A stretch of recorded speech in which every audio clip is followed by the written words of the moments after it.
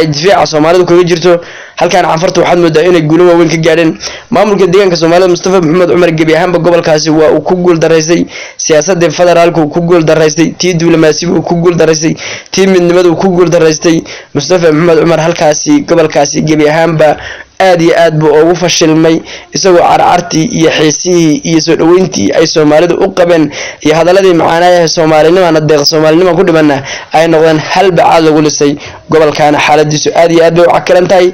waxaan kula talinayaa sidoo kale oday dhaqameedka gobolkaasi naftu marbay bixi waqtigu Ilaahay ugu talagaleen bayna baxaysaa saacadeedana saacad kama daba marayso Soomaalidu waxay dhahan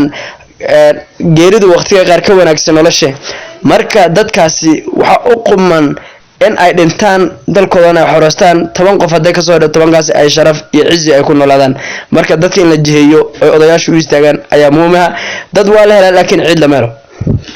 aad iyo aad baad u mahadsan tahay deegaanka Soomaalida hal qodob ay noo dhiman oo dib ugu soo noqon doona haduu rabiidmo dhanka iyo Soomaaliland maxaa ugu dambeeyay Soomaaliland wali xaaladu aad iyo aad bay u cakaran tahay gobolada Sool iyo Sanaag guud ahaanba deegaanadaasi ama caasimada gobolka Sool ee Laascaanood wali siyaasaddu sidii bay u cakaran tahay dadku mudaharaadyo iyo banaanbaxyadii iyo abaabulkii gobolkaasi uu ku doonayo guud ahaanba inuu kaga hoos baxo maamulka Muuse Biixi Cabdi ee fariisinkiisu yahay magaalada Hargeysa wali halkii ka socotaa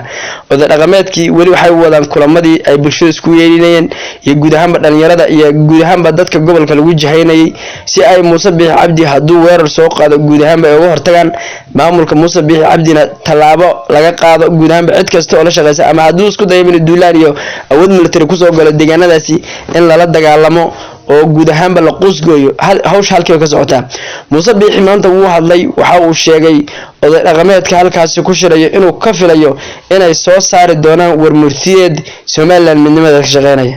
arintaas ayaa waxay noqotay arin cajiib ah oo dadku la yaabeen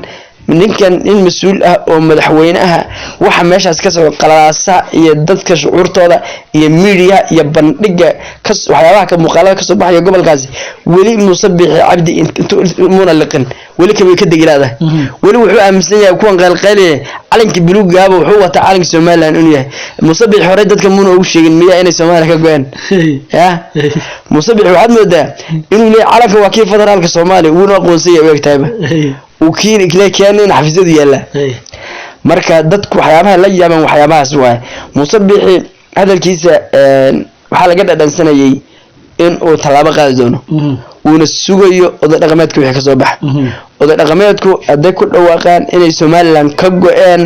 maamul khaatumana ay dhisanayaan guud ahaan deegaanadaasi maanta laga bilaabo in maamulka Soomaaliland ka shaqeyneen markaas inuu talaabo qaado u baahan tahay hase yeeshee wali Muuse Biixi Cabdi wuu aamin la yahay Sool baa ka go'aysa Soomaaliland wali abaabulkiisa ciidan buu wadaa hawshan uu isku dabartay meeshaana waxaan malan kol inay birta la iska calashan doono dhawaaqa rasaastana saacadaha soo socda in laga maqli doono wixii dhacaba waanu joogi doonaa insha Allah bidillah karim qodobka inta ka bixin waxa jira in dhalinyarada ka soo jeeda deegaanka aan idhaahday magaalada Boorami iyo deegaanada galbeedka waxay tilmaameen oo ay baraha bulshada soo dhigeen in 4 bisha ugu soo aadan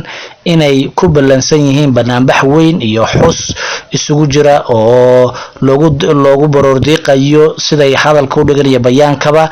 loogu baroordiiqayo dadkii shuhadada lagu xasuuqay dhowr iyo 9kii ay xasuuqeen bay dhaheen jabhadii SNM markii xukunka laga tuuray madaxweyne Maxamed Barre ayay u dabaaldegayaan marka arintaasi maxay u muuqataa iyo xilligan maxaa ku soo aadiyay niyow arintaasi waa fayraska Soomaaliland ku dhacay ee guud ahaanba Soomaaliland kala geenaya ee wixii la jiray maamulka Soomaaliland isku yeeray inuu Soomaaliyeed xorta ka go'ay yaan muddo fayraskan inuu ku dhacay hadda markii ugu dambeysay magacaasi u baabeelay inay tahay muddo guud ahaan Soomaaliland waxa ka soconaya kacdoon qabiil maamulkan soo markii hore iska tabayara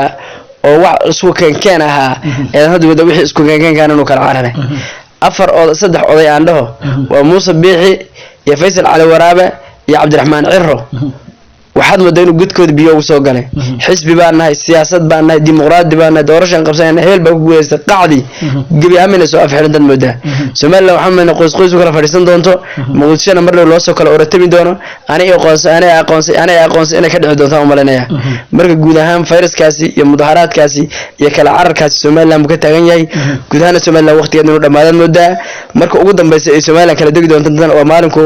Muuse Biixi Cabdi uu talaabo ciidan qaado maalinkaas ta ka dhacda la yaabi doona Soomaaliland maalinkaas magaceeda ugu dambaysa Muuse Biixi wuxuu wax ku heli karaa inuu miiska wada hadalka isku yeero waxbada joojiyo uu gebi ahaanba siyaasad kale oo tan ka qabo uu adeegsi laakiin maalinku talaabo military qaado Soomaaliland maalinkaas ugu dambaysa aad iyo aad baad u mahadsan tahay haddii aan ku soo qaadano Dr. Shidow barnaamijkeena qaybta dambe ayaan soo gaarnay haddaan dib ugu noqono dhanka dowlad deegaanka Soomaalida waxaa jira in waayadanba ay jirtay in sicir bararka iyo hawlahan ka jira maxaan ku dhahay dowlad deegaanka Soomaalida in dhalinyaradii ay xagga magaranaysa guurkii iyo hawlihii uu ku qaaliyoobay oo dhalinyarada dowlad deegaanka Soomaalida ay arintaasi ku yar waxaysanayd marka hadda waxa laga soo sheegay in degmo kamid ah deegaanadaasi lagu dhawaaqay in yaradkuna ay uu sajirinba wax yarad la yiraahdo gabadhana laga bixin doono gabaatiga waxa loo yaqaan $10 lacag u dhiganta waa kumbir ah waa lacag kumbir ah oo lacagta Ethiopia u dhiganta $10 sida la sheegay iyo waliba maxaan ku dhahayay laba neef aad marka Dr. Shidow ma laga yaabo inuu deegaanadaasi booqdo aad iyo aad baad maasantahay Faragudow horta arinta laga dhawaaqay degmada Raaso ee gobolka Afdheer waa arin bogaadin iyo mudan inay odayaashaas iyo caaqiladaas iyo uwaasiyadaas iyo culimadaas garatay inay dhalinyarada Soomaaliyeed ee subahan ee wiilashiya gabdhaha aha ee waqtigu kaga dhumay waxaan qaaliyaa sixir bararka ee guurka aan la geli karin ayadoo wadanka abaar iyo gaajo iyo macluul badan ka jirto dadkuna ay iska yihiin dad iska ducaafo oo waxba haysanin arinta ay odayaasha culimada isku waxa leena khayr Allah inasiyo deegaanka Soomaalida intiisa kale inay ku dayatay ay rajeynina degmo ilaa gobol ilaa heer qabala ilaa heer kale waxaan rajeynina inay guud ahaan ku dhawaaqaan inay raasa ka barqaataan oo raasa wadada martay wada maraan dhalinyarada da'da yar la soo guuriyo dadku waxay u baahan yihiin nolol bay u baahan yihiin waxaday arintaasi ay dhacdo cuntadii dhulka roobba ka dilaaba يعني barwaaqa dhacay dhanka kale waxa weeyaan maadaama deegaanka aan Ethiopia oo inta Soomaaliyan aan xuduud la leenahay ayadiina ay doonaysaba in magarad hadda nimankii wada socotaay nimankii la oran jiray qoomiyadda Amxaarada iyo qoomiyadda kale dhabuubka iyo jijay qaatayba marka soo lama dhihi karo hadii arintaasi la sameeyo xataa taran bay dadku u noqon lahaydoo waxa weeyaan dadku sidan hadda u xiseen isbedel baba ku dhici lahaa taran ba imanaya istaxgal bulsho imanaya dhalinyarada waxaan rajaynaynaa kuwa ka yimaada xuduudda Soomaaliland iyo Soomaaliyada kaleba inay raasa ay kulmin doonto raasana ay qaraabo badan yeelan doonto reer raasana ay ka caweyn doonaan meel aan raasa kamid ahayn gabdhahooda iyo wiilashooduna ay sameeyaan doona horumar iyo taariikh lagu qori doono buug cusub reer raasa wada fiican bay qaadeen ku socdaan leenay odayaashu waa inay dacwada sii gaarsiiyaan deegaanka inta kale hawshana ay sida ku socoto annaguna jidkan ku soo jiraan soo dhaweeyay دكتور متجاوب وربله هذه هاد مضبوط سنتهاي داودي البرنامج كأني فقد هذا انت أيام كسو قبل قبلنا انت هنديد بقول مدونة متكمل لبده وحنا كبرت كنا سيدا